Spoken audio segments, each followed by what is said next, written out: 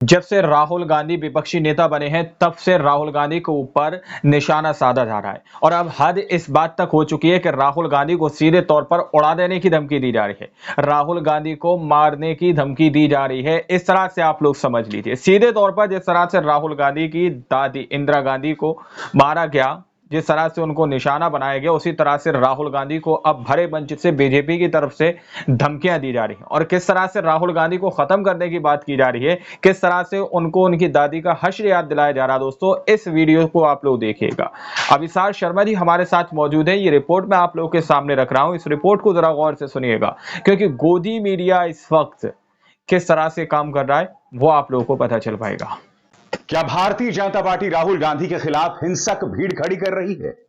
आए दिन भारतीय जनता पार्टी राहुल गांधी के खिलाफ जो दुष्प्रचार करती है, जो झूठ बोलती है, क्या उसका परिणाम यह है कि अब राहुल गांधी के खिलाफ हिंसा की वकालत की जा रही है? हिंसा की वकालत की जा सवाल रही नहीं है। है।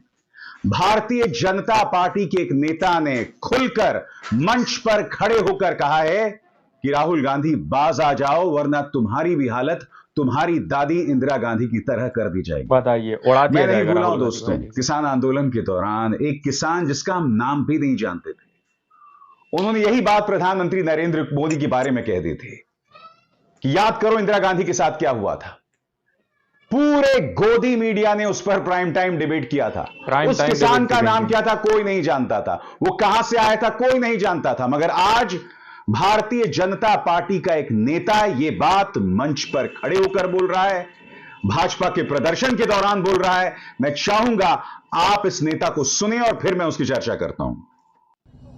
राहुल गांधी बाज आजा, नहीं से आने वाले टाइम में तेरा भी वो हाल होएगा राहुल गांधी तो तेरे दादी का हाल है। बताइए, सीधे तौर पर धमकी दी जा दोस्तों, रही है जिस व्यक्ति ने राहुल गांधी को धमकी दी है यह है तरविंदर सिंह मारवा, पूर्व विधायक हैं।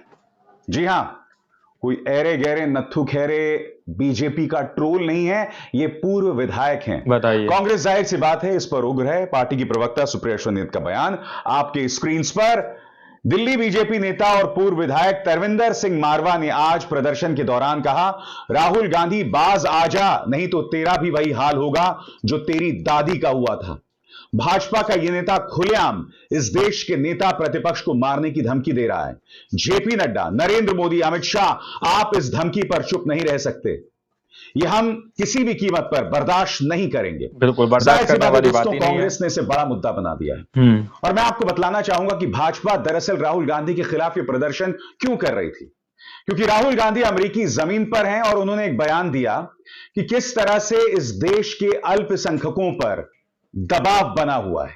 एक सिख को कड़ा पहनने और गुरुद्वारे जाने की जद्दोजहद करनी पड़ती है। दरअसल एक कार्यक्रम में राहुल से भारत में सिखों की सुरक्षा पर सवाल किया गया था।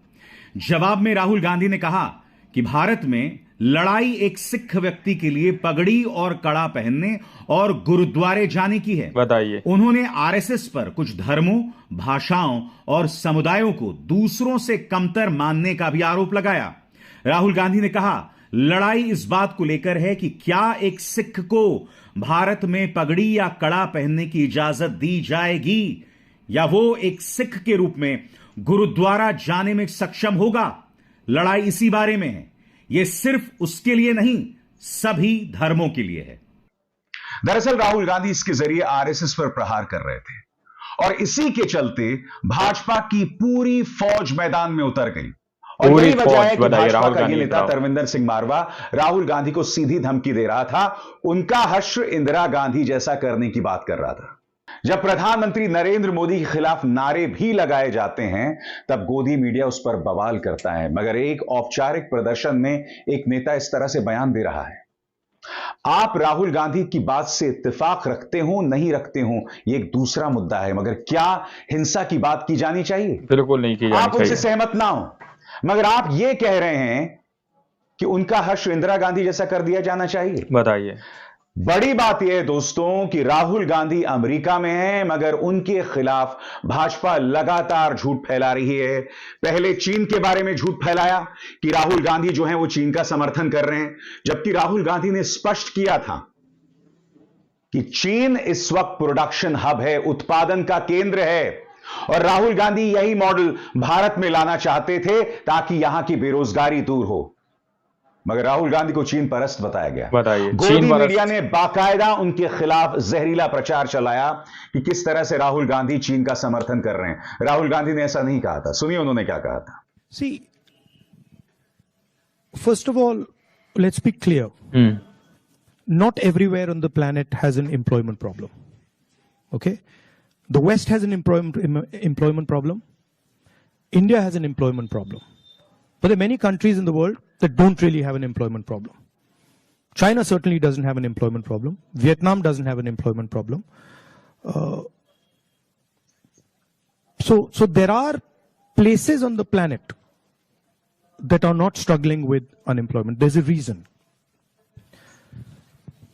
If you look at the United States in the 1940s, 50s, and 60s, they were the center of global production. Anything that was made, cars, washing machines, TVs, all made in the United States. Production moved from the United States. It went to Korea, it went to Japan, eventually it went to China. And if you look today, China is dominating global production. You go to India, you look at the phones, you look at the furniture, you look at clothes, you'll see on the back, made in China. फिर यह कहा गया कि राहुल गांधी आरक्षण विरोधी हैं। उनके बयान को तोड़ मरोड़ कर पेश किया गया। राहुल गांधी को सामने आना पड़ा और कहना पड़ा, नहीं, मैं आरक्षण विरोधी नहीं हूं। मैं जो 50% का आरक्षण का दायरा है उसे तोड़कर आरक्षण को बढ़ाना चाहता हूं। सुनिए उन्होंने स्पष्टीकरण में क्या कहा था। Somebody said, somebody misquoted me yesterday saying that I'm against reservations. I've been saying again and again and again, we're going to increase reservations beyond 50%. And I'm not against reservations. Rahul Gandhi ने कहा था कि जब तक इस समाज में असमानता है तब तक आरक्षण खत्म नहीं किया जा सकता। आरक्षण को खत्म करने की बात हम उसके बाद सोच सकते हैं जब समाज में बराबरी हो। और इससे पहले राहुल गांधी ने कहा था कि देखिए नौकरशाही में क्या हो रहा है।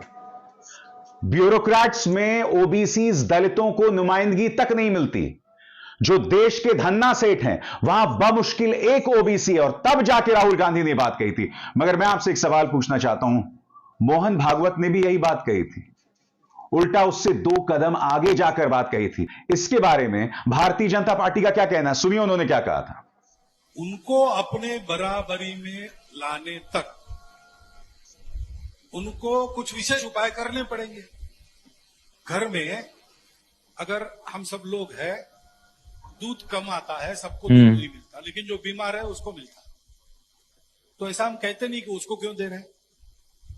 परिवार में सब समान है, लेकिन जो बीमार है उसकी विशेष चिंता करनी ही पड़ती है। ऐसा वो आरक्षण लागू किया है। इसलिए जब तक वो भेदभाव है तब तक ऐसा आरक्षण लागू किया गया।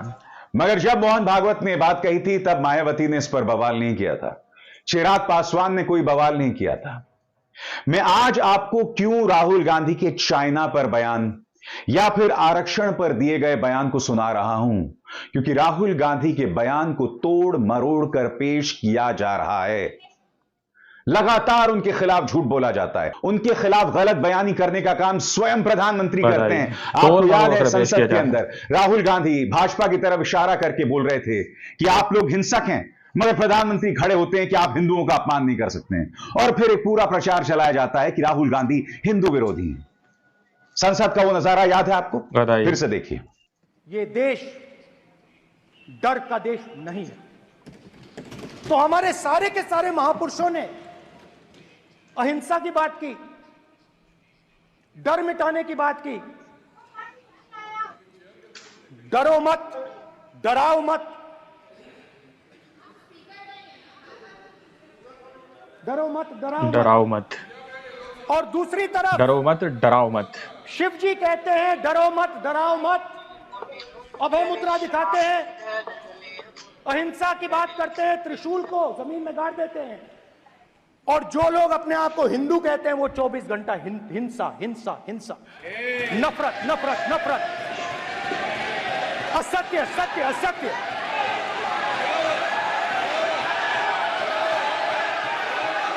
आप हिंदू हो ही नहीं। दोस्तों आप लोगों ने इस वीडियो को शुरू से आखिर तक देखा। वीडियो के अंदर साफ तौर पर बात की गई है कि किस तरह से राहुल गांधी को इंदिरा गांधी जैसा हश्र करने की बात कही जा रही है कि कहीं राहुल गांधी का भी उसी तरह से हाल ना कर दिया जाए जिस तरह से इंदिरा गांधी का हाल किया गया है।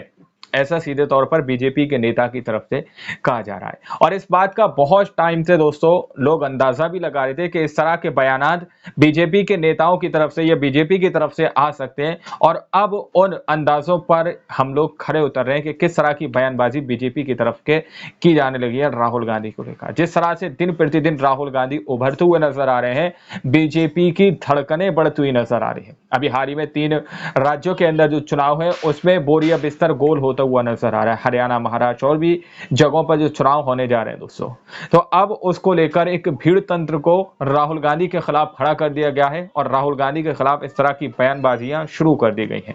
अब आप लोगों ने अभिषेक शर्मा जी की इस रिपोर्ट को शुरू से आखिर तक देखा। इस बारे में आप लोग क्या सोचते हैं, क्या समझते हैं, अपनी राय कमेंट सेक्शन में हमें जरूर दीजिएगा। मिलते हैं अगली वीडियो में, जब तक के लिए जय हिंद, जय भारत।